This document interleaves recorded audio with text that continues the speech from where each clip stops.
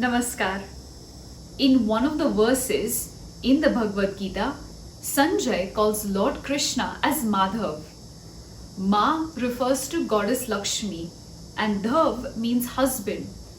Goddess Lakshmi is Lord Vishnu's wife. He is one of the many forms of Sri Krishna. What Sanjay meant by this was that the Pandavas had the support of the goddess of prosperity, and this meant triumph for them. It would mean that they would reclaim their kingdom soon. Arjun was the third amongst the Pandavas. He was a superior archer, a mighty warrior, and he had a chariot gifted by Lord Agni, the celestial god of fire. This chariot had Lord Hanuman's insignia. How did that happen? There's a backstory to that too. Let's listen in. Arjun one time was boastful of his archery skills.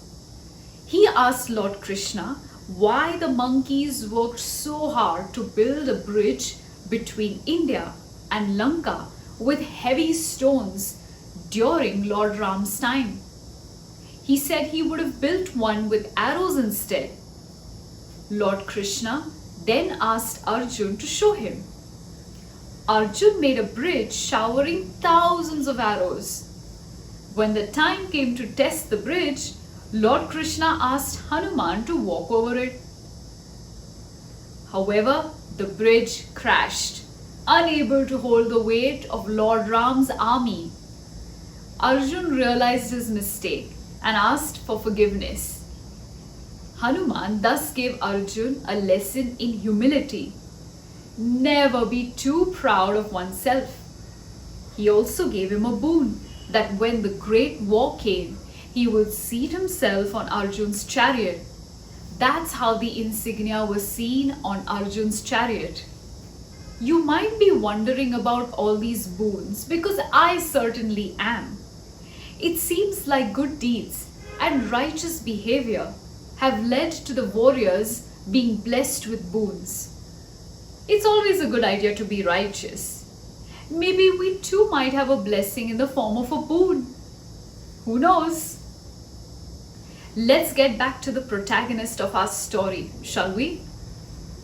Arjun was a fearless warrior, and he knew that the Pandavas were legitimately entitled to half of the Hastinapur kingdom.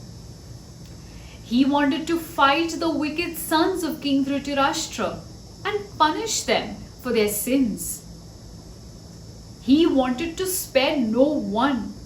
Arjun requested that his chariot be taken to the middle of the battlefield so he may see all those supporting injustice. There he saw fathers, grandfathers, teachers, maternal uncles, brothers, cousins, sons, nephews, grandnephews, friends, fathers-in-law, and well-wishers. Looking at this visual, he was taken aback. He realized that the people he was fighting were his relatives, the Kurus. He knew the war would cause immense and irreversible destruction. Confusion took over him, and he had many questions for Lord Krishna. This is where it all begins. What was then going on in Arjun's mind? He was blinded by his consciousness and fearful of performing his duty as a warrior. He knew that the war would cause bloodshed of his own relatives, and the thought trembled his body. He felt he was committing a sin. His bow, the Gandiva, which could emit sounds that petrified enemies, began to slip from his hand. Arjun was delusional, confused, and losing control over his body and mind. He questioned how could he be happy killing his own family. He felt that the elders of the family should be protected and spared from the war. Why would he think like that? Well, because it is believed that the elders of the family bear traditions customs, ideals, and values. If they were to die early, their valuable knowledge is gone, and this will affect the generation that follows. Arjun was a righteous man. He was largely aware of the catastrophe this war would bring, misfortunes and death. He was surprised that both parties were willing to partake in the war knowing this. What he did not think about was the damage the society would have to bear if we did not punish those indulging in wrongdoings. His attachment and compassion for his relatives was making him delusional. He was forgetting his dharma as a warrior. Arjun showed reluctance to fight the war. He put down his bow and arrow. Now, Arjun was not an amateur. He was no beginner. His celestial father was Lord Indra, and he had many boons from him. What was then causing him to question his actions? Why was he so miserable?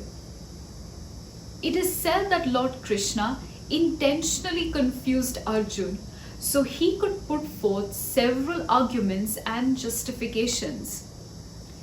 What followed was Lord Krishna's elaborate answers to the arguments and finding a way forward.